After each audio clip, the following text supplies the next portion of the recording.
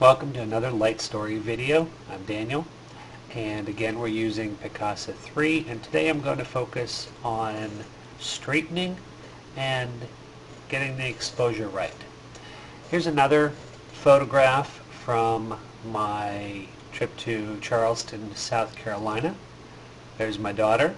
Hi, sweetie. Again, start with the basics.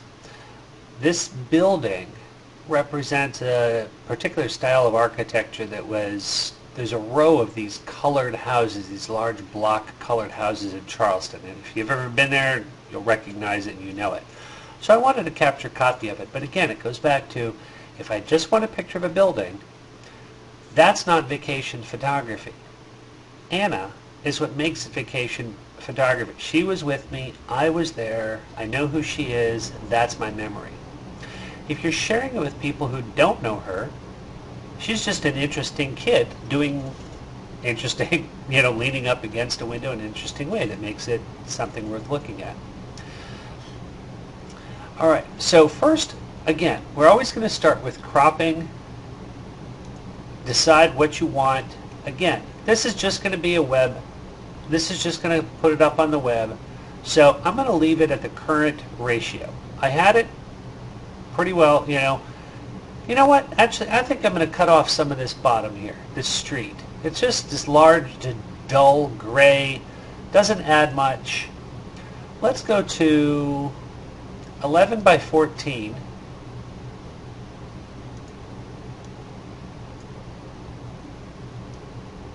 Expand that to the beginning. Raise it up a bit. And now you notice what I'm left with is mostly building. A little bit of the street to show where it is, a little bit of the sky, but the sky itself is not particularly interesting that day, no particular clouds.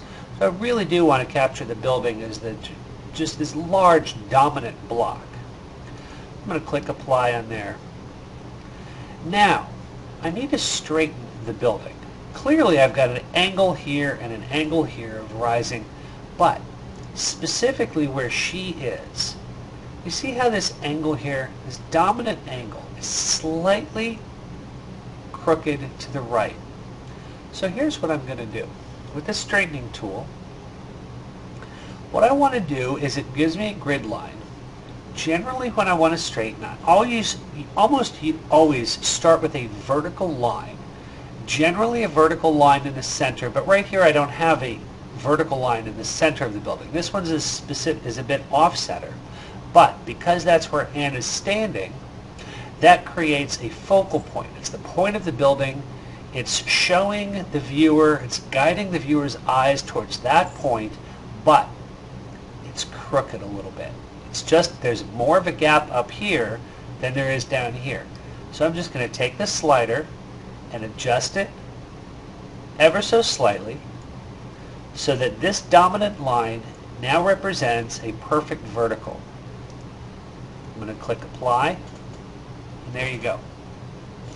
Of course it doesn't absolutely have to be straight, but Picasa makes it so easy to do these basic little fixes that it really does make it a better photograph. And again, what I'm doing here is not, you went out and took 500 pictures and you're going to share them all with everybody.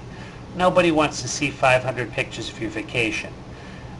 Unless, it's grandma and she really absolutely wants to see every photograph you've taken of your children. People want to spend 2 or maybe 3 minutes, maybe 5, watching a video, going through some snapshots, but that's it. Give people 5 or 10 seconds, at most for an extensive trip. You're looking at 40, maybe 50 pictures at the high end, okay? So, now that I've straightened it, again, I'm going to go back to the I'm feeling lucky. And you'll notice it brightened up the sky.